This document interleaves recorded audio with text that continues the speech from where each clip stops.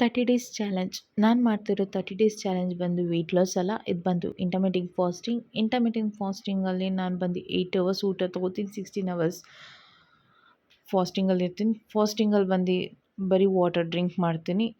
ಬೆಳಗ್ಗೆ morning yoga and as usual 10 ಗಂಟೆಗೆ dry fruits and A B C juice or ಮತ್ತೊಂದು ಏನಾದರೂ ಒಂದು ಲಿಕ್ವಿಡ್ ತೊಗೋತೀನಿ.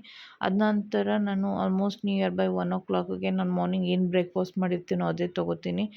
ಅದ ನಂತರ 7 ಗಂಟೆಗೆ ನಾನು ಏನು ರೆಡಿ ಇರುತ್ತೆ ಡಿನ್ನರ್ ಅದನ್ನೇ ತೊಗೋತೀನಿ. ಮಧ್ಯದಲ್ಲಿ ನಾನು ಏನೇ ಕ್ರೇವಿಂಗ್ಸ್ ಆದರೂ ನಾನು ಅದನ್ನೇ ತೊಗೋತೀನಿ.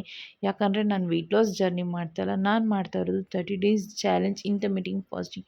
ಇಂಟರ್ಮಿಟಿಂಗ್ ಫಾಸ್ಟಿಂಗಲ್ಲಿ ಏನು ಬೇಕೋ ಅದು ತಿನ್ಬೋದು ಅಂತ ಇಲ್ಲ, ಲಿಮಿಟ್ಸ್ ಇದೆ ಆ್ಯಂಡ್ ಕಂಟ್ರೋಲ್ಸ್ ಇದೆ. ಸೊ ನಾನು ಆದಷ್ಟು ತೊಗೊಂಡು ಬ್ಯಾಲೆನ್ಸ್ ಟ್ರೈ ಮಾಡ್ತಿದ್ದೀನಿ. ಈ 30 ಡೇಸ್ ಆದಮೇಲೆ ನನಗೊಂದು ಇಂಪಾರ್ಟೆಂಟ್ ಡೇ ಇದೆ. ಆ ಇಂಪಾರ್ಟೆಂಟ್ ಡೇವರೆಗೂ ಈ ಚಾಲೆಂಜ್ ಎಕ್ಸೆಪ್ಟ್ ಮಾಡ್ಕೊತಾ ಇದ್ದೀನಿ. ಆಮೇಲೆ ನೋಡಬೇಕು.